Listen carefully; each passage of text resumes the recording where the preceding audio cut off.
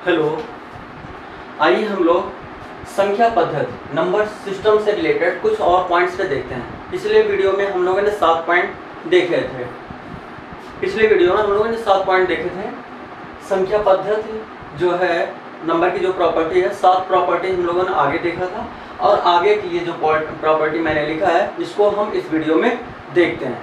ठीक है, तो पहला टॉपिक, इसमें जो 8वां टॉपिक है, 7 टॉपिक मैंने पिछले वीडियो में मैंने बताया है। जिन लोगों ने नहीं देखा है वो जो है इस वीडियो के डिस्क्रिप्शन बॉक्स में उसका लिंक दिया रहेगा, आप उसको लिंक करके देख सकते हैं अथवा चैनल पे जाके प्लेलिस्ट में जाके आप इसको देख सकते हो। ठीक है, इसके पहले वाला वीडियो आप देख सकते हैं। चलिए, जैसे कि 8वां पॉइंट है आपका भाज्य संख्या है। भाज्य संख्या किसको कहते हैं? भाज्य संख्या है किसको कहते हैं? चलिए जैसे एग्जांपल ले लेते हैं, जैसे मान लीजिए हम 4 ले लेते हैं। ठीक है, ये बताइए 4 किससे किससे कट सकता है? 4 किससे किससे कट सकता है? ये 1 से भी कट सकता है। क्यों? 1 से भाग दोगे तो कट जाएगा ना, और 2 से भी भाग दे सकते हो और 4 से भी भाग दे सकते हैं। ठीक है, और चलिए मान लीजिए हम यहाँ पे 8 ले लेते हैं, तो ये किससे किससे कटेगा? आप इसको 1 से भी भाग दे सकते हो, 2 से भी दे सकते हो, 4 से भी दे सकते हो और क्या बोलते हैं, आप 8 से भी इसको भाग दे सकते हैं। ये मान लीजिए मैं 15 ले लूँ तो 15 ले लूँ, तो ये किससे किससे आप इसको डिवाइड कर सकते हो?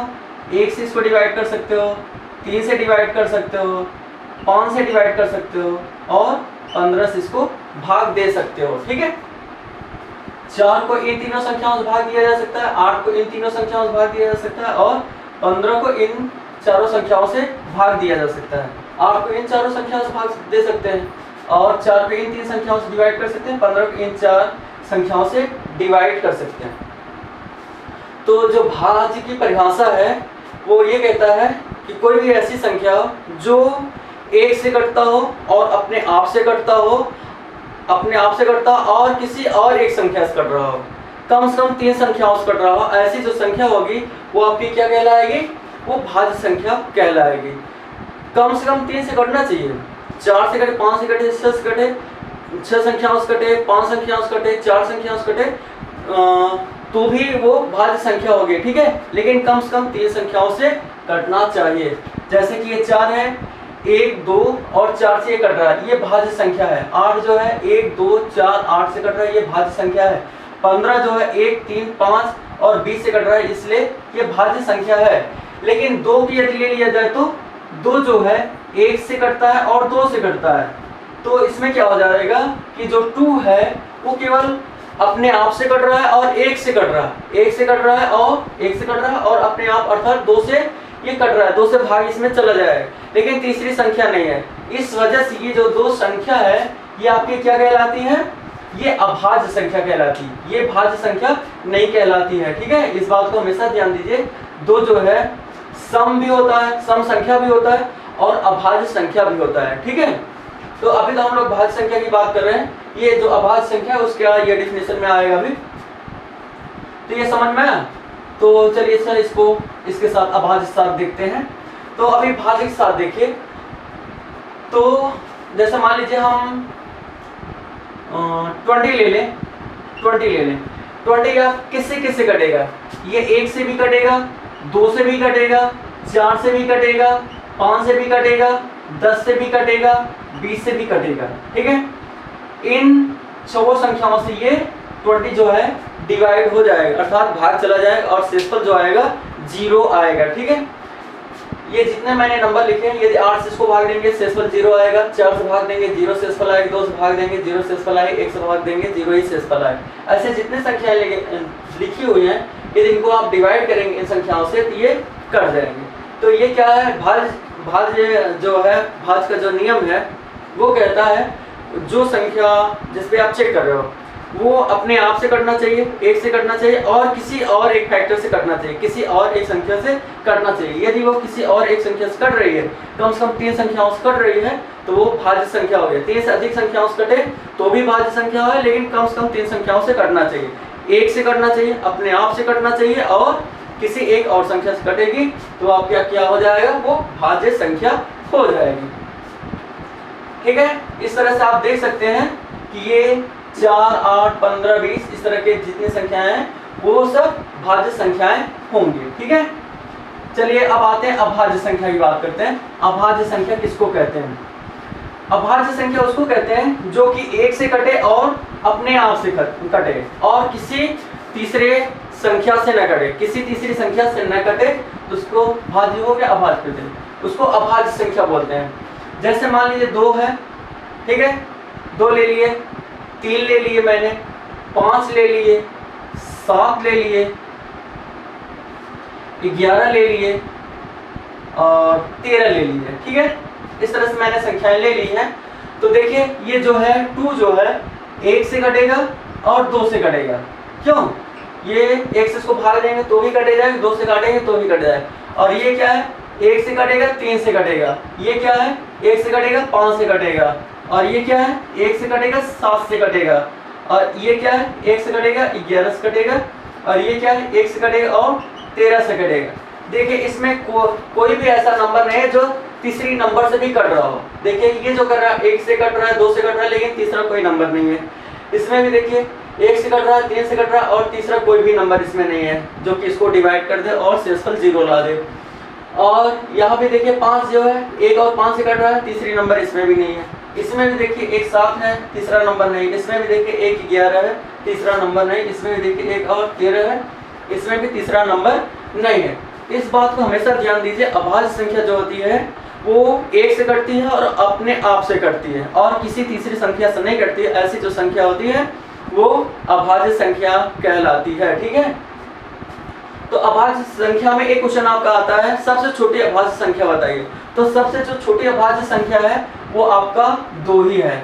आपसे बोला जाए सबसे छोटी अभाज्य सम संख्या की बात की जाए, अभाज्य सम संख्या जो है ये 2 ही होता है। ठीक है, ये क्वेश्चन अक्सर पूछता है एग्जाम में, इस बात पर ध्यान दीजिए। सबसे छोटी अभाज्य संख्या 2 होती है, सबसे छोटी अभाज्य सम संख्या की बात की जाए तो वही 2 ही होता है। ठीक है, इस तरह से कहा जाए तो 2, 3, 5, 7, 11, 13 इस तरह से बहुत सारे नंबर आएंगे। ये सारी संख्याएं क्या है? अभाज्य संख्याएं हैं।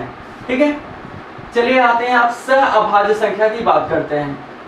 सह अभाज्य संख्या में क्या होता है कि 2 संख्या लिया जाता है, संख्या युग्म होता है। ठीक है, मतलब 2 संख्याएं ली जाती हैं, जैसे कि मान लीजिए 2 ले लिया गया और 5 ले लिया गया। ठीक है, ये 2 संख्याएं ली जाएंगी और इसमें शर्त ये रहता है दोनों में जो कॉमन होगा, ठीक है, जो कॉमन होगा वो 1 होगा। ठीक है, इसके सिवा कोई दूसरा कॉमन नहीं होगा। 2, 3, 4 कॉमन नहीं होगा, 1 ही कॉमन होगा।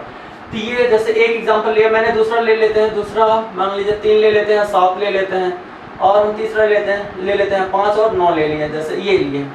अब देखिए 2 और 5 में जो कॉमन क्या है? 2 और ऐसे भी देख सकते हो, 2 और 5 का HCF क्या आएगा? महत्तम समापवर्तक क्या आएगा? वो 1 ही आएगा ना, तो 1। और 3 और 7 के बीच महत्तम समापवर्तक क्या आएगा? 1 ही आएगा। 5 और 9 के बीच में महत्तम समापवर्तक क्या आएगा? 1 ही आएगा। ठीक है, ऐसी 2 संख्याएं जिनका महत्तम 1 हो, वो जो संख्याएं होती है वो सह अभाज्य संख्याएं होती हैं। ठीक है, ऐसी 2 संख्याएं जिनका महत्तम समापवर्तक 1 हो, अर्थात कॉमन जो संख्या वो 1 हो, तो वो दोनों ही संख्याएं आपस में सह अभाज्य संख्याएं कहलाती हैं। जैसे 3 और 7 का HCF निकालेंगे, महत्तम समापवर्तक 1 ही आएगा। ऐसे देखिए नहीं तो जो कॉमन है वो 1 ही है, इन दोनों में कॉमन 1 ही है, 5 और 9 में कॉमन 1 ही है। ठीक है, तो ऐसी 2 संख्याएं जिनमें महत्तम समापवर्तक, जिनका महत्तम समापवर्तक 1 हो अथवा कॉमन जो हो दोनों संख्याओं में 1 हो, ऐसी दोनों संख्याएं जो होंगी सह अभाज्य संख्याएं कहलाएंगी। देखिए मैंने एक पहला क्वेश्चन लिखा, 2 और 5 सह अभाज्य संख्या है, 3 और 7 सह अभाज्य संख्या है, 5 और 9 सह अभाज्य संख्या है। यदि हम इसी को ऐसे लिख दें 4, 8, इनमें जो कॉमन क्या है? वो कॉमन 4 हो रहा है। ठीक है, इनमें जो कॉमन हो रहा है वो 4 हो रहा है, अर्थात HCF जो आ रहा है इसका 4 आ रहा है। इसलिए ये दोनों संख्याएं जो 4 और 8 हैं ये सह अभाज्य संख्या नहीं है। ये सह अभाज्य संख्या है, लेकिन ये 4 और 8 जो है सह अभाज्य संख्या नहीं होगी। एक के अतिरिक्त यदि कोई दूसरी संख्या कॉमन हो जाएगी तो वो दोनों ही संख्याएं सह अभाज्य संख्याएं नहीं रहेंगी। ठीक है, तो आपका सह अभाज्य समझ में आ गया होगा। चलिए आते हैं आप परिमेय संख्या के बारे में देखते हैं, ठीक है। परिमेय संख्या किसको कहते हैं? परिमेय संख्या है जिसको कि p/q के रूप में लिखा जा सके, अर्थात p/q के फॉर्म में लिखा जाए, जैसे कि मान लीजिए 1/2 हुआ, 5/1 हुआ या 7/9 हुआ, ठीक है। p/q अर्थात अंश में हो और हर में हो, भिन्न हो, और जो जिसका डिनोमिनेटर जो है क्या हो, 0 न हो, ठीक है। q जो हो, q 0 नहीं होना चाहिए। यदि ये 0 हो जाएगी तो अपरिभाषित वैल्यू आएगी। जैसे कोई भी संख्या मान लीजिए 100 है, 100 में आप 0 से भाग देंगे तो इसका वैल्यू जो आएगा इन्फिनिटिव लिखोगे, अथवा जो ऑप्शन होगा अपरिभाषित होगा, ठीक है। अपरिभाषित अर्थात यदि इस संख्या में यदि आप q की वैल्यू 0 रख देंगे तो ये वैल्यू क्या हो जाएगी, अपरिभाषित हो जाएगी, इसलिए वो परिमेय संख्या नहीं रह जाएगी। इसलिए ध्यान दिया जाता है कि q की वैल्यू जो है, हर जो वैल्यू है वो 0 न हो, ठीक है। तो ये आपके जो नंबर लिखे हुए हैं, ये -1/2 कामा -1/4, इस तरह जो नंबर लिखे हुए हैं ये सारी संख्याएं क्या है, आपकी परिमेय संख्याएं हैं, ठीक है। इनको परिमेय संख्याएं बोलते हैं। जिनको अंश और हर के रूप में लिखा जा सके उसको क्या बोलते हैं, परिमेय संख्या बोलते हैं। जैसे 1/2 हुआ, 5/1 हुआ, 7/9 हुआ, -1/2 हुआ, -1/4 हुआ। तो ये क्या है, ये सारी संख्याएं, जैसे मान लीजिए ऐसे लिखा हुआ, माइनस यहाँ लिखा जाए, यहाँ लिखा, दोनों बातें एक होती हैं। जैसे ऊपर लिखा है वही चीज़ है, चाहे नीचे लिखे, इसी को आप यहाँ लिखे चाहे यहाँ लिखे, कोई फर्क नहीं पड़ता, दोनों बातें एक ही हैं, ठीक है। ये भी आपका परिमेय संख्या है। जैसे 3/4 हुआ, ये आपका परिमेय संख्या है। 5/7 हुआ, ये परिमेय संख्याएं हैं, ठीक है। हर जो है 0 नहीं होना चाहिए। हर यदि 0 हो जाएगा तो उसका वैल्यू इन्फिनिटिव आ जाएगी, अर्थात अपरिभाषित हो जाएगी, ठीक है। तो आपका परिमेय संख्या भी क्लियर हो गया।